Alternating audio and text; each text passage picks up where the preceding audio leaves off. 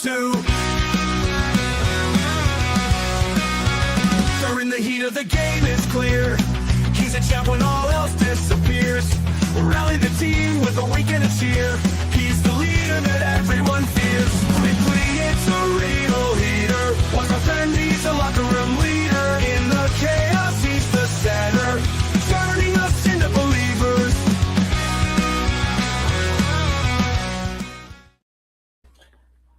Good evening, ladies and gentlemen. It is Monday night. It is 7 p.m. That means it is time for the Turnbuckle Affiliation Program and Turnbuckle Studios to bring you the Locker Room Breakdown. I am OM Dynamic. Thank you once again for joining me here for a comprehensive recap of last week and a preview of what is to come here tonight on Raw. Raw was intense last week. We are now under 3 weeks from WrestleMania. And ladies and gentlemen, are the lines getting blurred? Is everything now straight ahead, or do we still have some bumps in the road? I think we're more on that straight ahead path to Mania now. Maybe a slight detour, but we will find out more tonight when we get to the preview section. But let's start with last week. And we open things. We open things with Paul Heyman and Brock Lesnar. This was intense.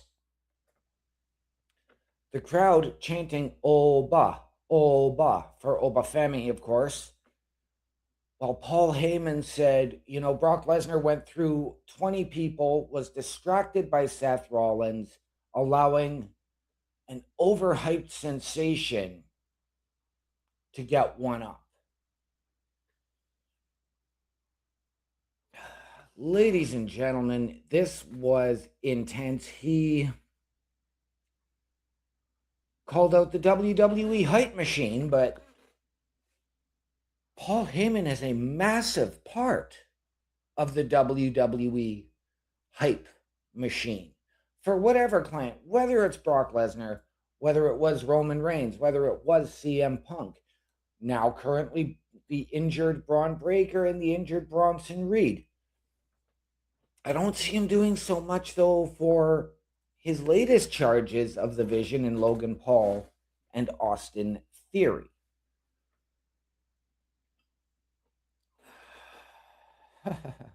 He did reference, of course, The Undertaker's streak. He referenced, his career against Bobby Lashley, AJ Styles, John Cena, calling Obafemi's moment of putting his foot on Brock's chest and pointing to the WrestleMania sign as Oba's WrestleMania moment.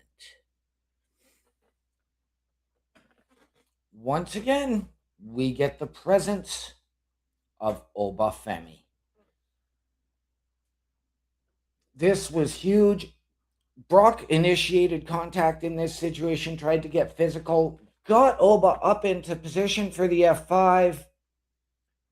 But Oba, of course, slid out of it and then managed to clothesline Brock over the top rope. And the look on Brock's face as he was leaned up against the barricade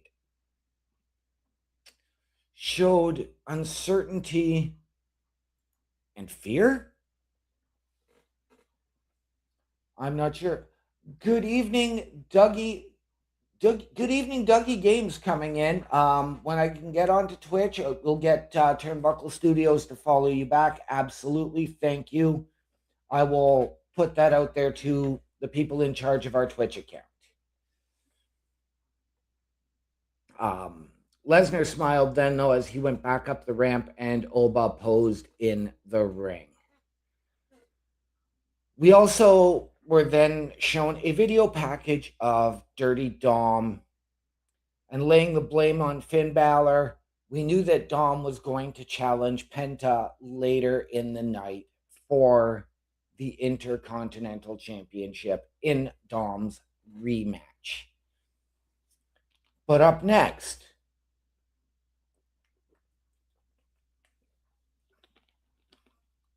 we had a non-title match between the Usos and the Vision, Austin Theory, and Logan Paul.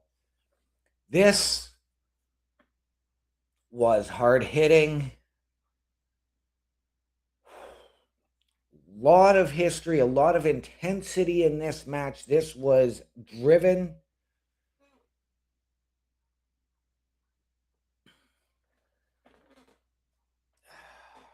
Of course, Theory and the Vision took advantage early. They did the tag team work, cutting off half the ring, keeping the Usos isolated.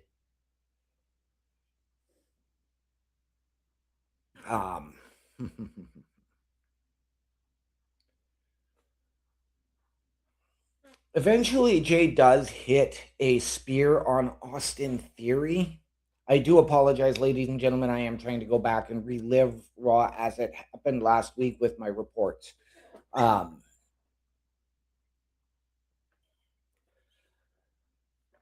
of course, was broken up. Logan Paul tried to slide the Knucks into Theory. LA Knight comes out, costing the Vision, slides the brass knucks to Jay. And while the ref, in front of the ref, Jay proceeds to knock out Austin Theory, causing a disqualification, giving the Vision the win, and letting the Usos retain the championships. As the Usos were going back up, Jay Uso ran back into the ring and then proceeded to lay out Logan Paul. We are going to take no, we're not. Actually, it's a little too early for that. We then got a promotional video from the previous week.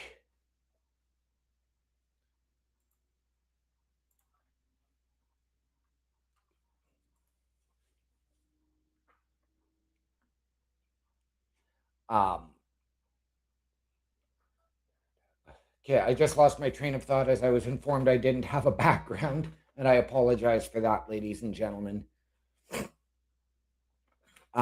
We got a preview or a review of what happened the previous week with Roman Reigns calling Punk old and Punk popping him in the face. We found out that we were going to get CM Punk and Roman Reigns in another face-to-face later in the night. We then saw Becky Lynch backstage, and we were about to hear from her as it related to her Women's Intercontinental Championship loss to AJ Lee.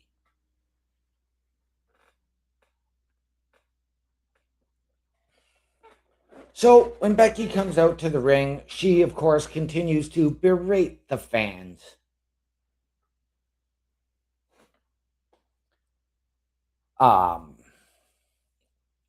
And, you know, why are you booing me when AJ took a decade off, much like her husband, CM Punk?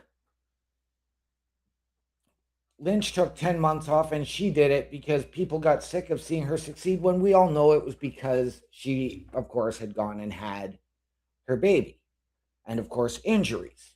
So I can understand her frustration in this situation.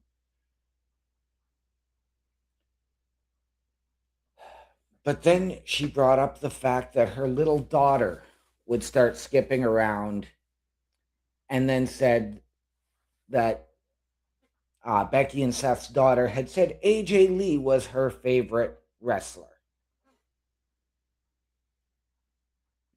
Becky said she had made that Women's Intercontinental Championship the most important. I strongly disagree with that statement. I personally believe that Becky used that as a prop. That's my opinion. I think it was more of an aesthetic and a set piece to Becky than it was doing anything to further her career.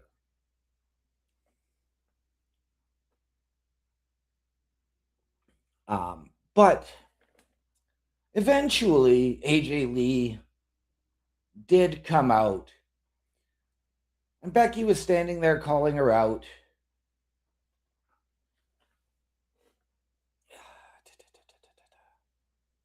Becky jumped out of the ring as AJ jumped in the ring.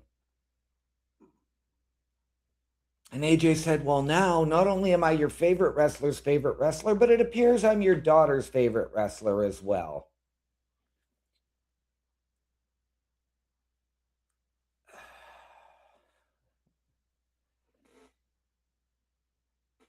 However, AJ then said, if you want to do this one-on-one at WrestleMania, I am more than game. And Becky said, well, yes, you've just fallen right into exactly my trap and my plan.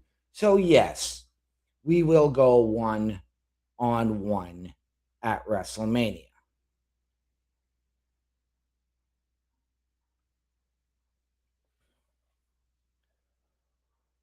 Backstage, we see the Usos walking backstage with LA Knight. LA Knight tells Jay that he is starting to act like Roman. Jimmy has to calm Jay down and tells Knight to keep his words carefully, speaking about their family. But we also see Javon Evans, who is getting ready to go one-on-one with Grayson Waller. We will cover that match in just a moment, ladies and gentlemen. But right now, I want you to take a look as to how you can help us. A Turnbuckle affiliation program is looking for more people.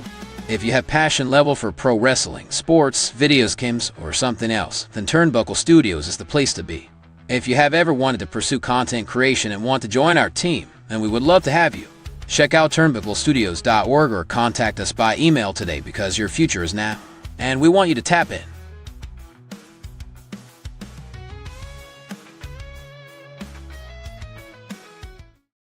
And ladies and gentlemen, if you have ever wanted your break in podcasting, content creation, a potential collaboration, or just to help us out behind the scenes, turnbucklestudios.org is the home of the Turnbuckle Affiliation Program. Hit the join button, send us your credentials, tell us how you believe you can help us, how you feel we can help you, and we can sit down as a collective and figure out the right fit. All of this and so much more, turnbucklestudios.org. So up next, we get Grayson Waller with Kofi in his corner against Javon Evans. This match excited me, and not because of Javon Evans' high-flying abilities. This excited me because we were getting Grayson Waller in action for the first time in a long time. And Monday Night Raw really needed the Grayson Waller rub and the Grayson Waller effect. Yes, ladies and gentlemen, I said it. Raw needed it. And it's about time we got it.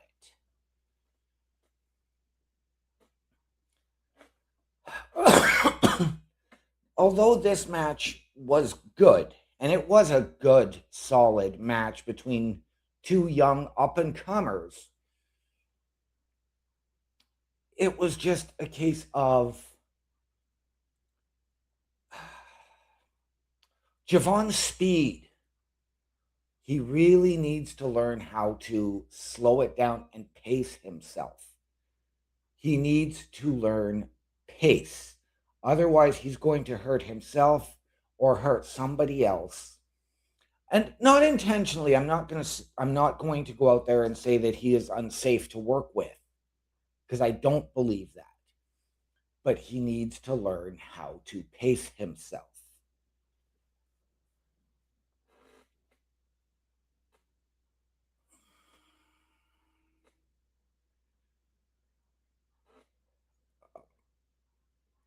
Javon Evans did pick up the win after the OG cutter.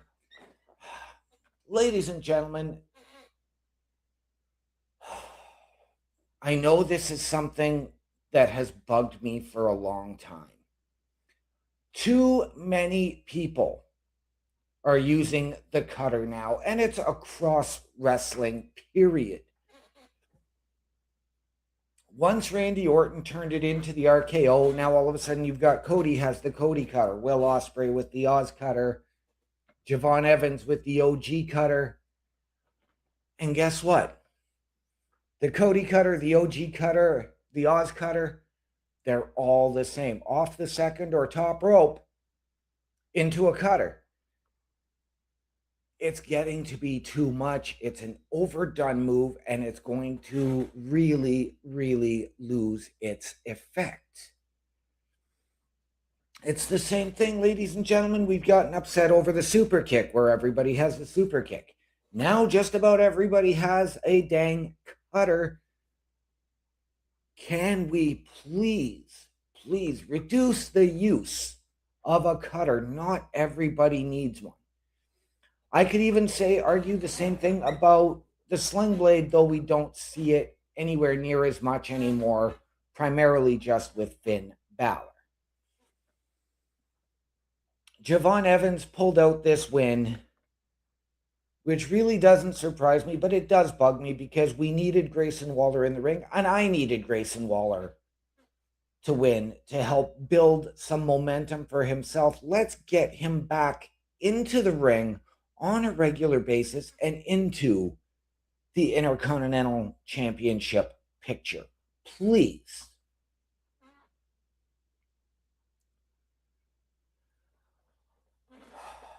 Backstage again, we see Paul Heyman come up to Adam Pearce. And Pearce wants another tag team title match scheduled, with the Usos defending their World Tag Team Championships tonight.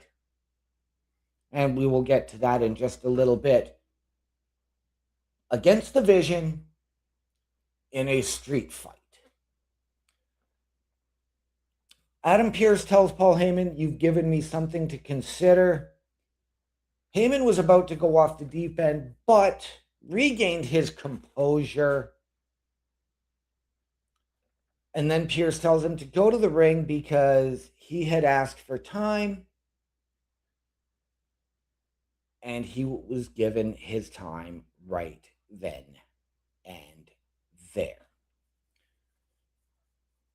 So, Paul Heyman goes out to the ring to address Seth Rollins and Seth Rollins' issues with him.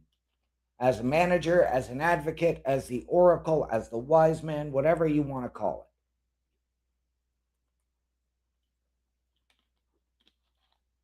Paul Heyman went out there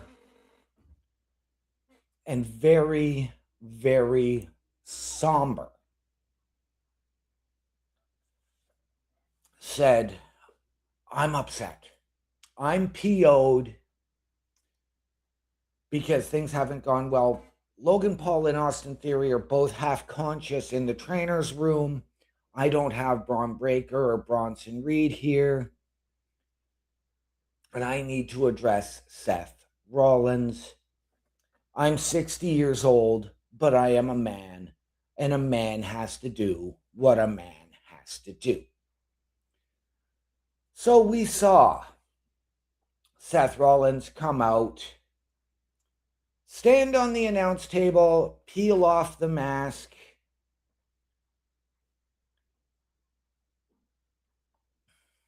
and Paul Heyman has 4 police officers, security guards, come and stand in front of him while he continues to berate Seth Rollins, saying, "You know what? As a man, I did what I have to do.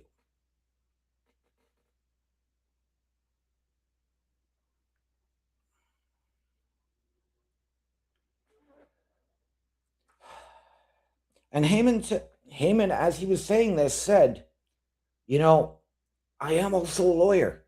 And men in my family, we do what we have to do. We're snitches. We file restraining orders and lawsuits. And Seth, you violated the restraining order. And as a criminal, you'll be divorced by your wife and married off to half of the locker room. And your daughter will be put with protective services. Little bit over the top for my liking. I don't really want to hear things like that in my wrestling. And I know it's part of the show. But when you're starting to drag family into it, and especially little ones, it's not for me. I thought that was in poor taste. Rollins then escaped the police, ran down to the ring. Heyman threw the mic at him, but Rollins got up and got the forearms into his face. And then the police dragged Rollins away while Paul Heyman smiled.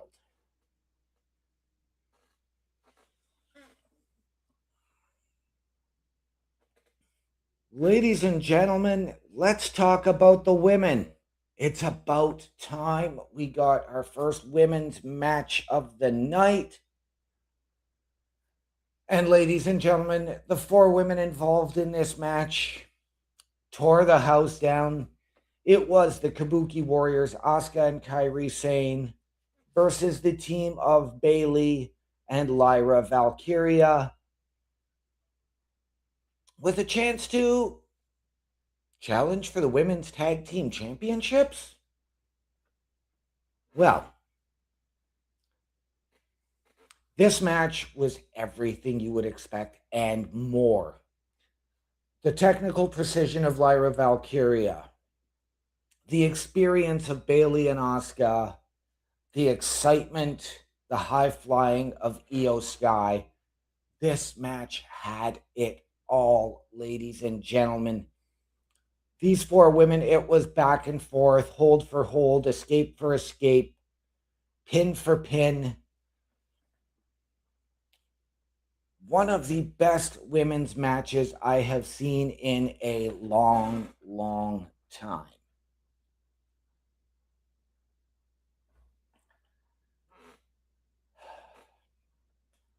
Eventually, though, we did see Bayley and Lyra win. And I am all for it because we needed to know more about Bayley and Lyra's road to WrestleMania. And things got made a little bit clearer. And we will go back to that here again in just a little bit, because Jackie Redmond got into the ring afterwards and interviewed Bayley and Lyra, of course, congratulating them for beating the Kabuki Warriors and asking about their pressure to get to WrestleMania. They, of course, addressed a promo from Friday night where the Irresistible Forces, Nia Jackson, Lash Legend, addressed Bayley and Lyra, saying, you know, you've had our names in your mouths. And they asked for tonight in the world's most famous arena in Madison Square Garden.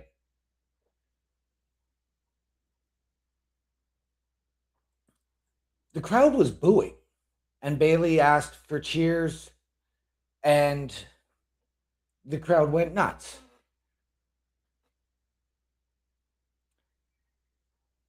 Then we see Penta backstage warming up, teaching then celebrity IShowSpeed, who was there, his strut, and Dragon Lee walks up and greets him and thanked him for the match the previous week. We also then see Adam Pearce with IShowSpeed, and that gets interrupted by Danhausen. Yes, you are cursed.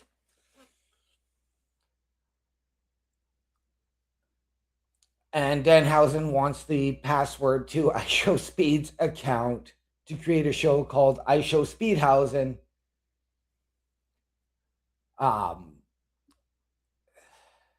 Danhausen, of course, did reference IShowSpeed's followers, although he got the number drastically wrong, saying it was 800 as opposed to 800 million.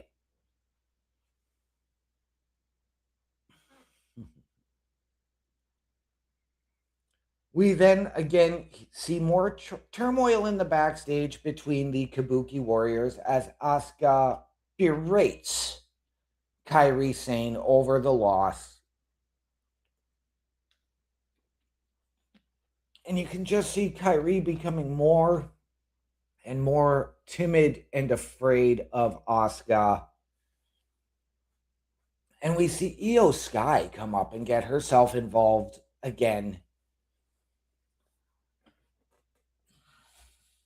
Ladies and gentlemen, it was that situation with Io Sky that led to them kicking Io out and the recreation of the Kabuki Warriors. I do not want to keep revisiting this. WWE Creative, please do better. Stop revisiting past angles from a year ago. It's not necessarily needed.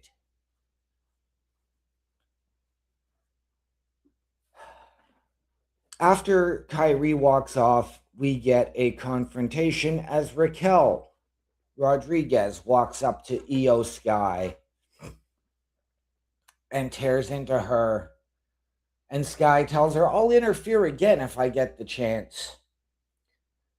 And Rodriguez issues a challenge once again for tonight. And Io accepts. And then we move on to our main event.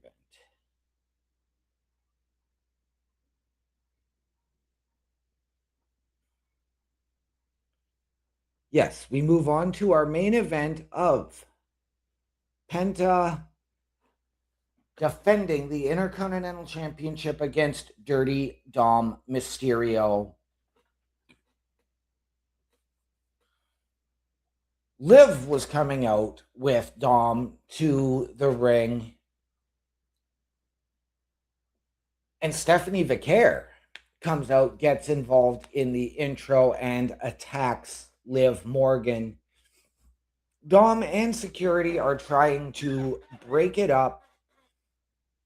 And Dom eats a shot from Stephanie. So you're left wondering, okay, are we going to get this match or not?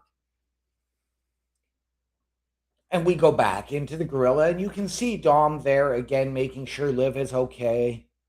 And once again, his music plays, and he is accompanied to the ring now by Judgment Day member J.D. McDonough. So, does Penta have any backup for this match if needed?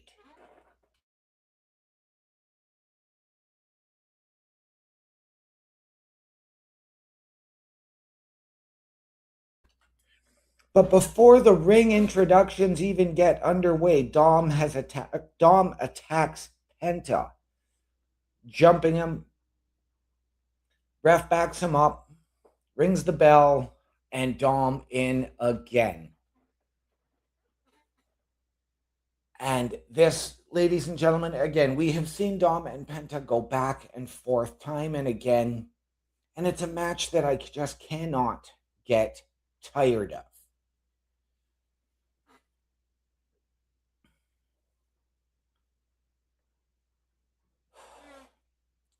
We saw counters for counters again, pinfall for pinfall. Ladies and gentlemen, this match was a fantastic choice for the main event.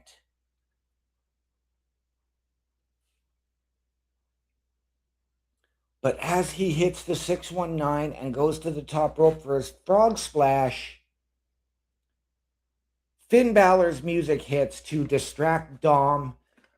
But ladies and gentlemen, this is what I don't get, is why is it that every time somebody's up there and somebody's music hits, they don't just follow through on the move? They allow that distraction when they have more than enough time. JD ran up the ramp to try and attack Finn Balor. That once again created more of a distraction. Finn took JD, ran him back up the entrance ramp, and threw him into the LED board at the Tron.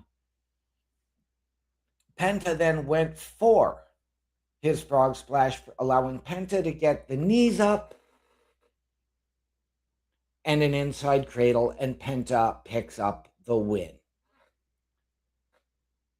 Balor then gets in the ring and swings away at Mysterio, hits the sling blade, hits his shotgun drop kick, and heads to the top rope for his coup de grace. But JD recovers, comes back down, and pulls Dom to safety. Dom then does his what is it called here? Somersault senton.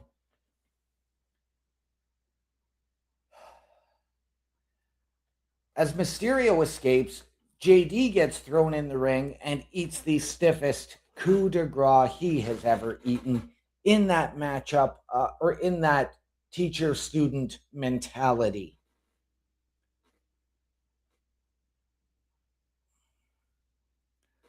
Ladies and gentlemen, it's time to move on to the preview for tonight, but I need you to check out everything for you here each and every night of the week at Turnbuckle Studios. Turnbuckle Studios and the Turnbuckle Affiliation Program bring you the week of streams. All times are in Eastern Time. Monday nights you get the Locker Room Breakdown at 7 p.m., followed by the Raw Patrol at 8 p.m.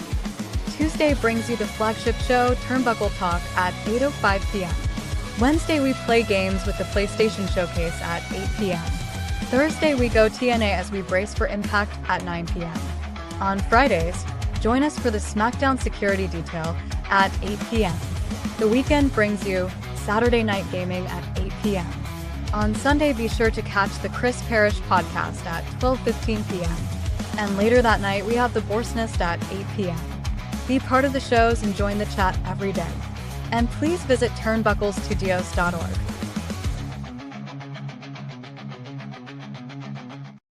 And ladies and gentlemen, turnbucklestudios.org is your home for the Turnbuckle Affiliation Program. There is something for you each and every night of the week. There is going to be some programming shuffling going on towards the end of April, including this show. But stay tuned to the calendar. Once we get everything sorted here, we will inform you. But we want you to meet the team and meet the hosts of those shows at the host section. Myself, Chris Best, Bubba Duke, Chris Parrish, Carl Carafel, and our newest member. However, you can also get our socials and watch our latest weekly live episodic shows just by clicking on each individual host. All of that and so much more, turnbucklestudios.org. Tonight, ladies and gentlemen, MSG,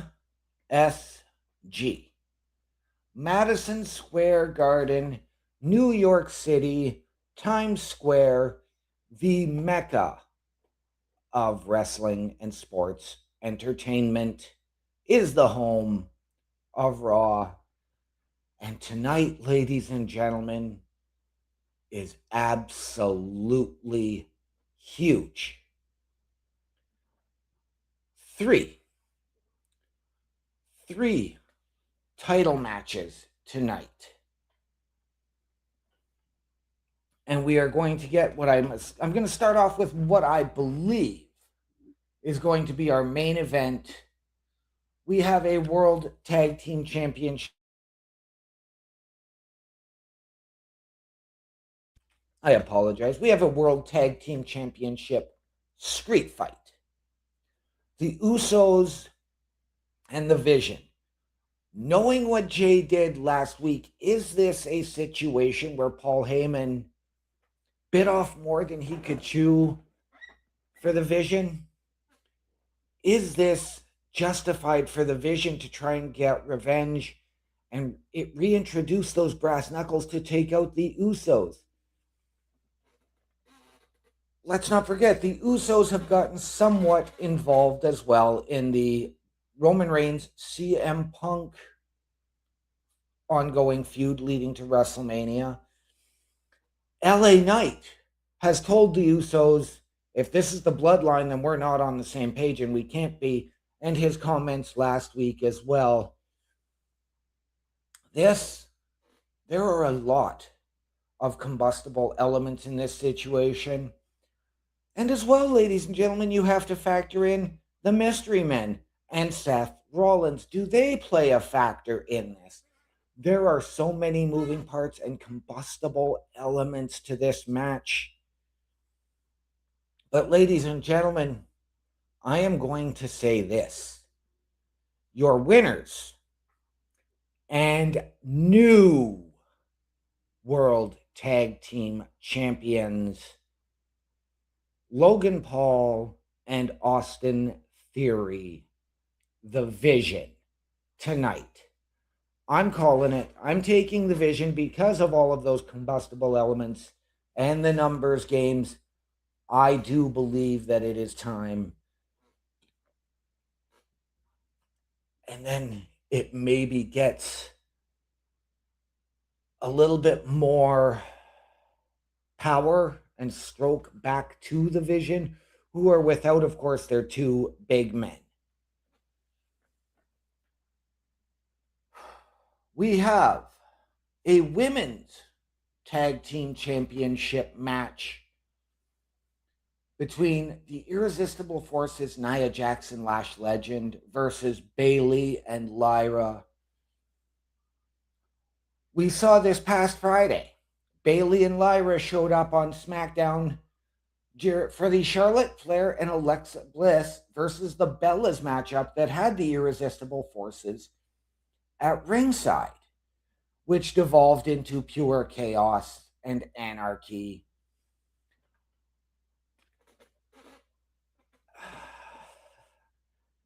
Question is, ladies and gentlemen, does the same thing happen here?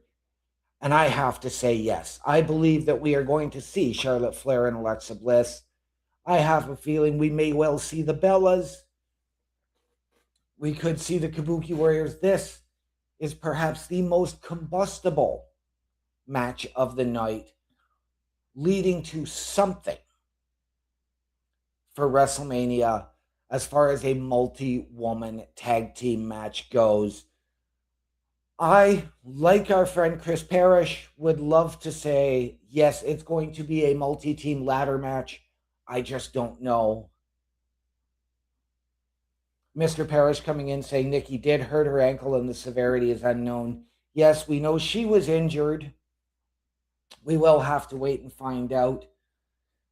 And hopefully we will have a little bit more on that tomorrow night at 8:05 p.m. Eastern on Turnbuckle Talk. We also have an Intercontinental Championship Open Challenge, as Penta will defend the Intercontinental Championship against a mystery opponent.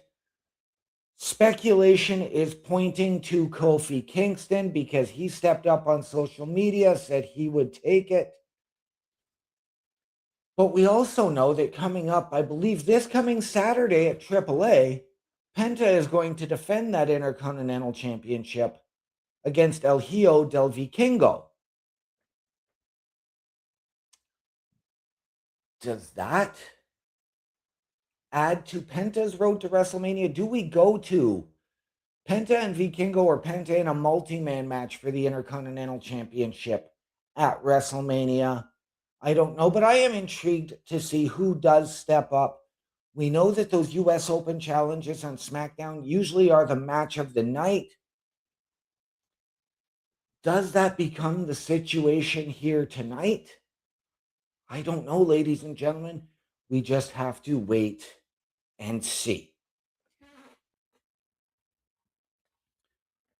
We are also going to see in a grudge match, and a match I'm looking extremely forward to. This was the match I wanted for WrestleMania. Io Sky and Raquel Rodriguez.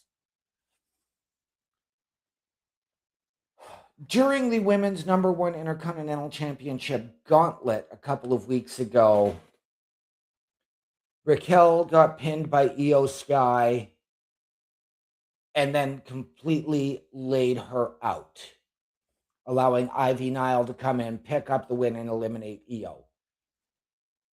Last week, 2 weeks ago, we saw Io come down and get involved, costing Raquel a match. We saw the confrontation last week in the backstage area. This is going to be off the wall. This is going to be insane. From reports that I am seeing today, ladies and gentlemen, this has come across my desk a little bit earlier. We can apparently anticipate Roxanne Perez tonight on Raw. I don't know. I don't have the confirmation yet, but that is what I am hearing. And I am thrilled. I want to see Roxanne Perez back. If Roxanne Perez comes back, does this put Roxanne and Raquel back into the Women's Tag Team Championship picture as well? There are so many moving parts here, ladies and gentlemen. As well, we are going to hear from Finn Balor over his excommunication from the Judgment Day. Do we get that WrestleMania challenge? I would have to think so. Once again, Roman Reigns and CM Punk under one roof. Does this lead to Roman Reigns being laid out tonight, much the way, and I'll say it, the Bloodline did last week to CM Punk to close the show? Brock Lesnar in the building tonight as well, ladies and gentlemen, and he's going to address, of course, Obafemi. Is this with Paul Heyman, or is this Brock on his own? I really hope, ladies and gentlemen, I want Brock on his own for this. I don't want Paul Heyman involved. Paul Heyman has too many other things going on. Speaking of those other things, ladies and gentlemen, that is Seth Rollins, who may or may not be at Raw tonight given his arrest last week. We will have to wait and see. Coming up in about 15 minutes on the Turnbuckle Studios YouTube page with the Raw Patrol, featuring myself, Chris Best, Chris Parrish, Bubba Duke, and others. Ladies and gentlemen, before we head out of here, I do want you to check out our shop. The Turnbuckle Studios store is open for you 24 hours a day, 7 days a week. Get the merch and represent the best from the shows you watch on a weekly basis. Multiple styles to choose from with over 10 products available. Don't get left out and pick up all your favorites today. Find us at turnbucklestudios.org. And ladies and gentlemen, once again, turnbucklestudios.org is your home for the Turnbuckle Affiliation Program, and we want you to check out our shop. Support your favorite shows and your favorite podcasters. Wear what we wear, and all of those proceeds come back into our studio to bring you a better experience. As I head out of here, ladies and gentlemen, and get ready for the Raw Patrol, I would like to remind you all that the world is better with you in it. From all of us here at Turnbuckle Studios and the Turnbuckle Affiliation Program, to those of you out there wherever you are, good night, good luck, we out.